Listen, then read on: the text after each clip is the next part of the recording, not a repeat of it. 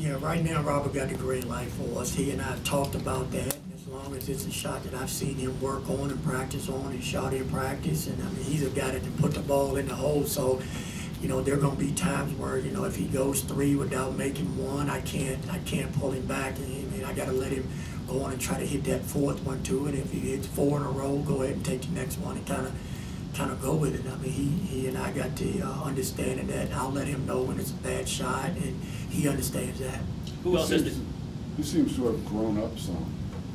Just in, it almost seemed like last year he was here to shoot, and this year he kind of sees, as maybe everybody does, an expanded role to distribute the ball and do all those other things as well, not just be the sniper. Well, I think it's a maturation process for any freshman coming in. I mean, you're using certain roles as a freshman, and you see yourself that way, and you come in and you do that. But one of the things I want Robert and all of these guys to do is I don't want to put them in a little box. I want them to play their entire game and just go out there and play, and we'll decide what's good, what they're capable of doing right now, and what they can't do. I think this was a very unselfish group that we have, as shown by the assist count that we had today, and a maroon orange scrimmage, the amount of assists and the second and third passes that we had to the open man. I was pleased with that today also. How much do you need Eric to kind of help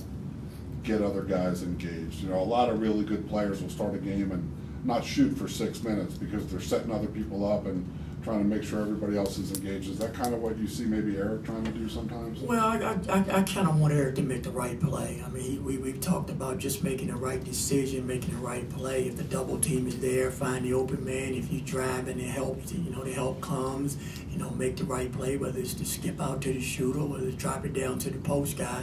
So I think making the right play, making the right decision is some, the things that we've talked about. Not really starting a game off and trying to get yourself going, or starting a game off trying to get others involved. I think just making the right play right now. Eric said to me earlier that you, during the recruiting process, you were the first coach that kind of identified him as a high major college prospect. What did you see in him when you first saw him as a prospect that made you think he could turn into the player he's become now? Well, I think his ability, his size as a guard, his ability to put the basketball in the hole, his ability to play both guard positions, his ability to lead a team. Those are all things that you saw that when you first saw him. When I first saw him, he had those things at an early age. He was coached by, his first coach was his mother, who was, she played college basketball, and so he had all those tangibles that I saw in him as a player. And those are, sometimes you go and you watch a player and I try not to worry about, rankings and this and that. Try to look and see what a player is capable of doing out there on the floor, basketball-wise. Does he make the right decisions? Can he put the ball in the hole? How does he handle, pass, shoot? Does he understand the game?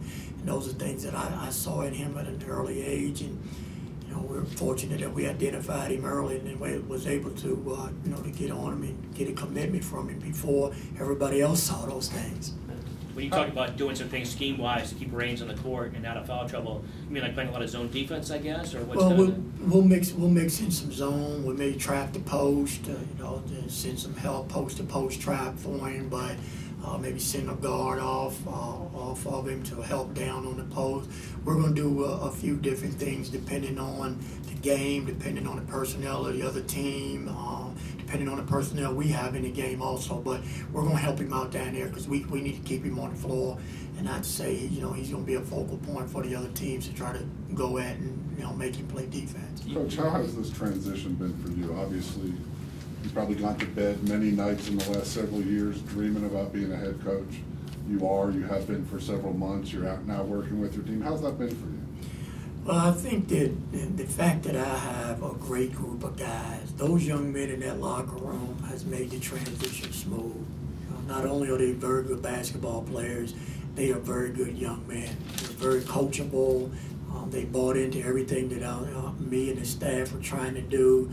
So, they've made the transition real smooth as far as, being a head coach and coaching those guys up in practice and workouts and all. Is it kind of a good combination to have a team where people say they only have 8 scholarship players, unrealistic to expect too much of them.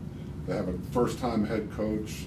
A lot of people don't know that much about what you guys are going to do. Is that kind of a perfect combination? Just you guys coming out of nowhere and people not knowing who you are and just kind of us against the world kind of thing? I don't know if it's a perfect combination. We're not thinking about that. We're not talking about that much as a staff and a team. I think our approach has been from day one, from July 6th when we started working with these guys, has been we want to get better every day. And, you know, we want to get better individually every day, and we want to get better as a team every single day we step on the floor, whether that's in practice, a film session, the weight room. We want to improve every day, and you know, whatever that leads to, that's what it leads to, but that's what we're kind of going by right now. I don't know if we'll catch anybody by, you know, not looking, but I think this is a very tough league, well coached. I think everybody is going to be preparing for us, and they're, you know, they're trying to win just like we are. You mentioned you were maybe looking for 1 or 2 walk-ons who can contribute. Have you found anyone who might be a candidate for that through 9 days or whatever it's been? We've got a couple guys that have kind of stepped it up, and you know, Will Johnston has shown me that he's gonna, you know, have an opportunity. I'm not sure where he fits in the depth chart right now, but he's had 8 real good days of practice, and you know, Christian Byers working hard, Joey Racer's working hard, and Marcus Patrick. They're all working hard. I'm really pleased with those guys also. They do a lot for our team. They work extremely hard, and they've bought into what we're trying to do. It's tough to be a walk-on and you know, work hard every day and not knowing if it's the opportunity for you to play is going to be there or not. And those guys have done a great job with that. Anything else for Coach? Is that a big help when you're starting something new and you only have 8 guys to have walk-ons that are going to maybe be prominent, certainly prominent in practice, to just kind of develop this, you know, kind of a, I don't know, some kind of mentality that just lifts up the whole team? That's important for the entire team. I mean, that's the thing that we want the guys to understand, whether it's scholarship players or non-scholarship players. We want everybody to do their part, do whatever they can do to help the team and uplift the team. And I think, you know, for a walk-on, it's even more special for them. It's an opportunity for them to play on an ACC basketball team and do whatever they can to help a team out. And those guys have been doing it.